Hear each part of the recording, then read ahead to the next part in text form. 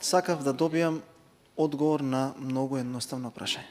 Дали поддржувате покачување на студентскиот оброк од 140 на 200 денари?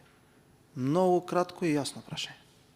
Затоа што ако поддржувате, имате начин како пратеник од мнозинството и да извобирате, да не кажам по креативен начин да најдете за тоа да го истуркате во институциите кои што ги управува партија од вашата коалиција, ама тоа нема да го слушнам.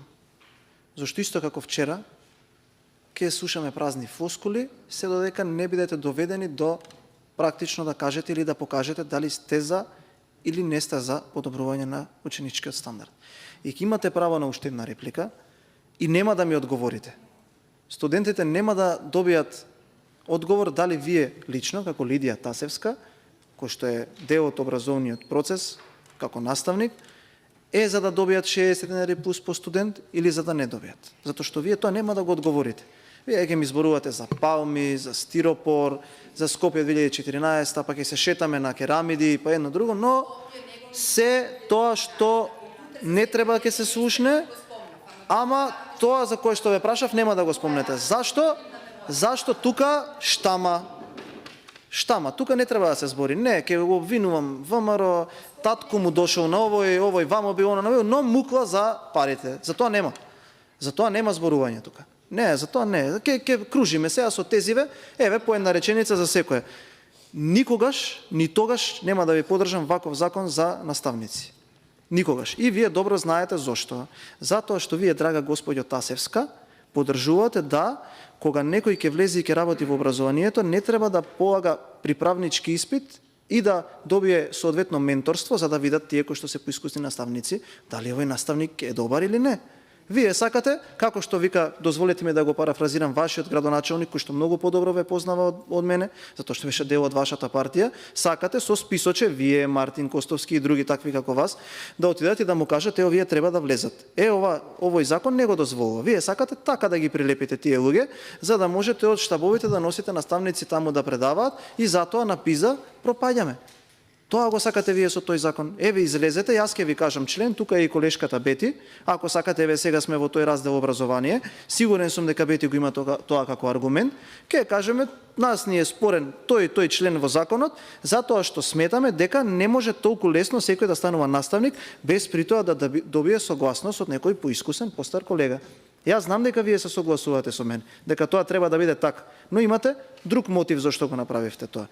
Еве да одиме за платите. Вие го укинавте прво системот, исто како со пензионерите за почитување на колективниот договор, сега го вративте назад. Јас можам да им кажам на оние кои што работат во образовниот сектор, без разлика на кое ниво, дека ВМРО ДПМН по превземањето на власта во целост ќе го испочитува колективниот договор. Наставниците знаат тоа што значи и со оглед дека сакате да лавирате со бројка, ве молам, ако еве во интерес на дебатата, колку беше платата на наставник пред 2006 година, а колку се покачи од моментот на стапување на власта до напуштање на власта. Понатаму го спомнавте, не можам кога вие не го разбирате тоа кое што се случува и не ви е на вас јасно, можеби затоа се скаравте со Димитриевски, кога некој со парите на граѓаните нешто гради. И вие навредувате. Во село ги граделе ниските терени таму, па што има лошо тоа да се изгради игралиште? Па сега дали има или нема жители, дури и да има 10 луѓе, се еднакви како ние, 6.000 во Скопје. Зашто да ги дискриминираме? Па зашто да не им обезбедиме пристојни услови за живот? Тоа знаете како е, да кажете таму живеат 15 луѓе, не треба да имаат водовод. Па секој граѓанин по уставот е еднаков. Па и тој од таму каде што нема луѓе плаќа данок и вие од Куманово плаќате данок. Зашто да нема некој игралиште во собственото место? Каква е оваа класификација и поделба на луѓето? На вас не ви е јасен концептот дека некој може да не краде. Не може вие тоа да го разберете. Кога ете, направени биле и спортски сали, и драго ми е што признавте дека има направени тениски терени, и се направија, се извинувам, две сали во Скопје, стадион се направи, Бранев тука предложи амандман, му беше прифатен за Соколана да се направи, не го предложивте вие, Бране го предложи, еве сега се гради. Што би рекол во духот на еден ваш коалиционен партнер, па израдувајте се, драги пријатели. Ете, Бране го предложил, вие не го предложивте. Зашто вие до сега не сте член на комисијава, но сте пратеник да кажевте, не гласам јас за овој буџет, ете, јас сум од Куманово, јас сакам нешто да донесам. Ако се види, ако се направи споредба, се гледа дека другиве пратеници од опозицијата по аспект на прифатени амандмани повеќе имаат направено за комана отколку вас како пратеник. Еве ќе отидеме и за училиштата, што изградило ВМРО ДПМН. Пред да изгради ВМРО ДПМН училиште, кои што беа над 75 изградени, можеме да ги прочитаме. Знаете кога последен пат беше изградено училиште во Македонија? Во времето на Тито.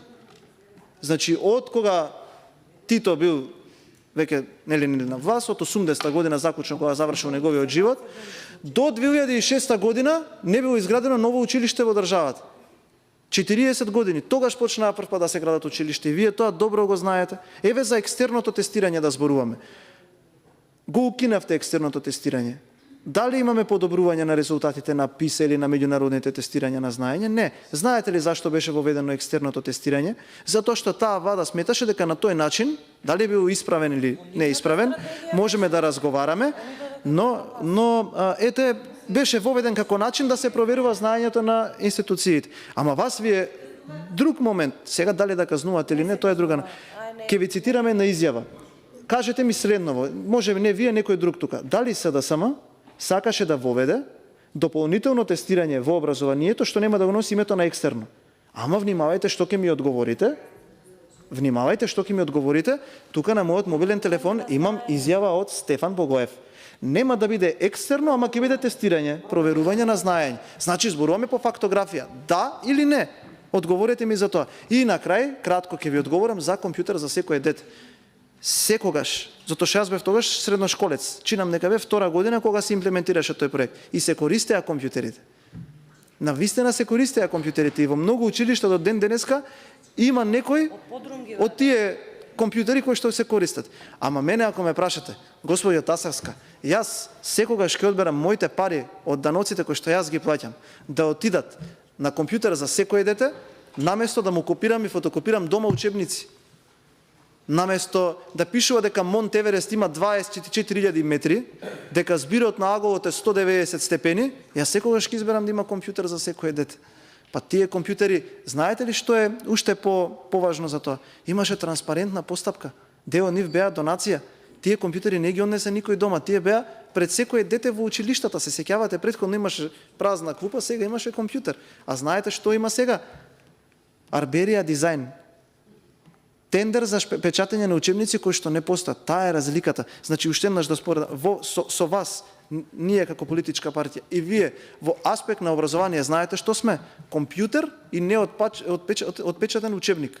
Тоа е разликата. Жалам, но така е. И навистина повикувам било кој од тука да ми одговори на конкретниот предмет на амандманот. Не сум расположен денеска да читам и да слушам партиски соопштенија на СДСМ, ве замолам краток и јасен и концизен одговор. Особено од тие што се членови на Комисијата за финансирање, дали прифаќате студентите да добиваат 200 денари за субвенциониран студентски оброк или не? Ви благодарам.